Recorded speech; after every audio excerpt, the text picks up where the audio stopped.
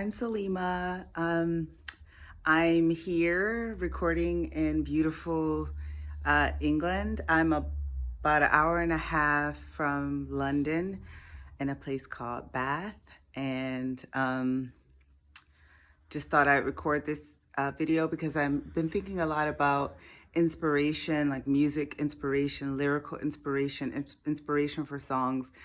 And I'm here where Mary Shelley wrote part of Frankenstein, and where Jane Austen wrote many of the books that wound up, like, people still make movies out of them: Pride and Prejudice, Persuasion, Sense and Sensibilities. And interestingly, my mom was really into those books. My mom is an archivist, librarian, professor. So I grew up reading those books and also watching all the movies, usually the BBC version of the movie. So it's interesting to be here in England because of that, and then also because of the history. It was the same way I felt when I went to France for the first time. And because I grew up in New Orleans, obviously there's a lot of French influence, although there's English influence, Spanish influence, like that kind of thing. But there was something about seeing the buildings and seeing the similarities between that and what I grew up with. And it feels so very similar being here in England, and particularly in Bath. Like, I don't know if it's something about this place. I feel inspired and songs are coming to me. So yeah, just thought I'd mention that. We're staying in this beautiful Airbnb here in Bath. And it's just, there's just so much architectural beauty. Also so much familiarity because of the places that I've grew up in. Even if, like, I spent a lot of time in New England. I went to undergrad and law school in New England, in Boston. And yeah, so it's just interesting, the familiarity that I feel for this place. And obviously there's a complication too because of the history of colonialism. And I actually think a lot of the toxic professionalism also comes from here. So yeah, I think I've just been processing a lot being here. Most of the time music comes to me, usually it's the chorus first. It's the chorus. I have an idea for what the song is. There's a feeling and an energy around the song, but usually it's just, I get this like really catchy chorus. It's like, it's okay if you are alone in the dark, or something like that. I was feeling, I was still in this process of transition, leaving my other, like, sort of life and coming into this life and trying to immerse myself in places where musicians are. I didn't mention in my other video, but I took this great songwriting class by Matt Megan, who was amazing, and it was online. And it was really just, it wasn't about teaching you about writing music, but it was just providing a space where you, Matt, and then a bunch of other people, not a bunch, it was like, I think 8 other people. You would write a song every week, and then you would just perform the song.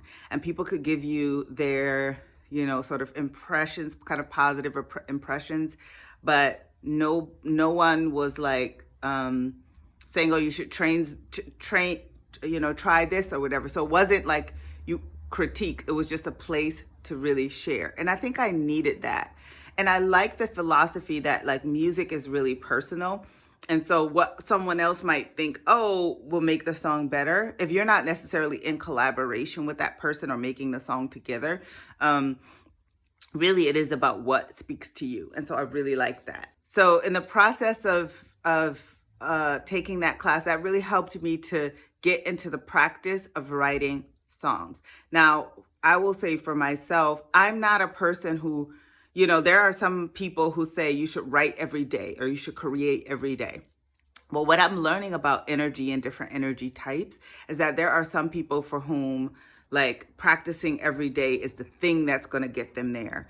And, there's the Malcolm Gladwell 10,000 hours. Like, if you do something for 10,000 hours, and then you become an expert at it. And so I believe that. I believe that that's a pathway, and not necessarily always the only pathway. It's probably the most solid and most reliable, predictable one, but I think for me, it feels like it's not the only one. So for me in my creation, I have to wait till I have the energy to do it and the inspiration.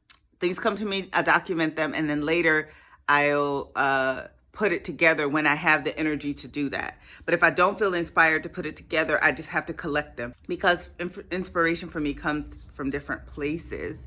I just really allow it to come and don't force it, and either kind of like try to record it on my phone, write it down in my notes somewhere, and then put it all together later periodically. So I am constantly in a way working on it. It's always coming to me, but I have these moments where I'm actually like, okay, I'm gonna do the work. Also gone to the songwriters retreat, which I talked about before. When I came back from the retreat, the day after, I was so inspired because I had gotten up there and performed my first song for the first time in front of an audience. I just felt that I could see the vision. I could see, like, I was having this vision of myself on stage performing. That's how this all started. But I couldn't see the connection between where I was now, which was definitely not ready. Like the connection between like me not being ready and then the vision I was seeing of myself of being on stage, being comfortable and all of this stuff. So this is a little bit of a side note. What I'm still struggling with performance. I dance and I do performances. And in those performances, I'm able to somewhat let go. But because of issues around like control and, we all have our issues that we're dealing with, there's a way in which some type of performance terrifies me because I can see myself letting go and I know what it takes to really let go. But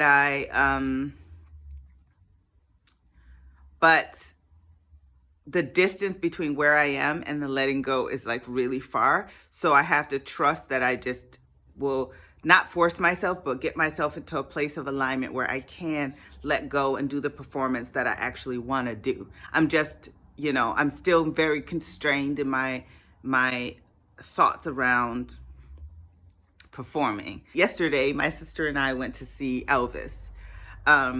And yes, I have another sister who was like, I will never go see that. He just appropriated everything and I'm not into it and I'm not supporting it. So I thought about that. And yes, we can get into a conversation about appropriation. But I tend to be in a place right now, I'm not always this way, and I don't always feel this way, where I'm just like, what can I glean from this that feels beneficial, even if some parts of it feel like not necessarily okay. So that's the energy I was like going into this movie.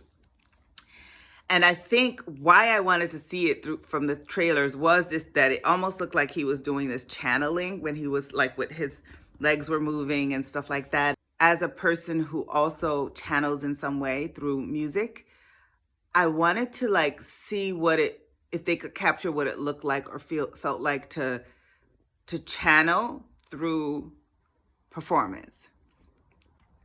And I think there are lots of people who do that. Like Michael Jackson, I felt like did that. Definitely James Brown. Like it was like a lightning bolt was on fire. So I have all of these examples. And I also wanted to see if the movie, it kind of explained it. And I thought it did. No spoilers or anything. I kind of think it did in a way. Like I felt like it, like, because he, the whole idea, and I don't know how much of this is true, but was that like he, was very connected to the Black church. And then there was this idea around like catching the Holy Ghost, as we call it, or, I mean, I didn't grow up Christian, so I don't, I don't know. But this idea of like catching the Holy Ghost and like having the Spirit take you over. And so him having that experience as a young person and then channeling that in the performance. The performance was, oh my God, amazing. And I mean the actor who did it, but also the actual performances. So I think I came out of there being like, it really is about not necessarily caring what you look like. I think in a lot of ways, people who are socialized as women growing up are really made to feel very self-conscious about appearance, right? So there are a lot of women who don't play sports or do other things because there's a focusing on appearance, right? And in a way with sports, you have to not really care about that. And I ran track when I was in high school and stuff like that, so I kind of get that. And I don't consider myself as a person who's really cared about appearance a lot. Like, I got dreadlocks because I really didn't want to have to worry about my hair. I didn't want to have to do my hair. And I love it. It was like the best decision of my life. So like, but I'm not immune to the pressures of like, I'm not immune to the pressures of appearance, right? And there's a way in which performance requires you to let go and not care what you look like. So when I was watching Elvis, like he makes some weird like movements and all of this stuff, and but it's so infectious because you just let go. The same thing with, I think, James Brown or a Beyonce or anybody who's like just allowing, Janet Jackson, oh my God, like that is just allowing you to let go. So I think that was really helpful. Maybe this video is just about what it is to receive and let go. And a part of it and receive the wisdom that's trying to come to you from different places requires you to in a way not care about what you look like or what people think, which sounds weird to say because ultimately you're sharing your music with people, and if you do kind of care what they think, because if they like it, they buy it, and if they don't, they don't. And for me, it's not about that, but it's just about like, what does it mean like to let go in performance? What does it mean to let go in life? What does it mean to let go? You know, in my life right now, I'm doing a lot of traveling. A lot of it is not planned, you know. It's I'm in London / Bath right now, and I will be going to Amsterdam. And if you had told me a month ago, 3 weeks ago, that I would be here, I would have been like, no. Do I know when I'm going back? No, I have like general plans, but I'm so much happier because I feel like I realize the freedom that I have, and I realize that not everybody has that freedom. I'm appreciative of it, and also completely understand and am with people who don't have it, because I didn't always have it as well. And, you know, when I say let go and all of this, I'm not making the assumption that everybody has the freedom to do it. But in whatever little way that is helpful and meaningful for you to pursue that little part of yourself that's like, oh, I really want to try this thing, but something is holding me back. For me, it's just about noticing and recognizing what has actually been holding me back. And what continues to hold me back. You know, I'm still figuring this whole music thing out. I'm just going by the feeling, and that makes me feel good. Part of it too is like not having a destination. Like, I have a vision and I'm like, I see this thing, but that's not like success to me, right? Success to me is, how am I feeling right now? I'm getting to spend time abroad with my family. We every day we're waking up and we're doing different things, and I'm making music, and I feel inspired, and I'm seeing signs. Like, all of that is like, okay, that's it. Like, if this ended tomorrow, I'd be like, oh, that was like really great. And I think it has taken a while for me to get there.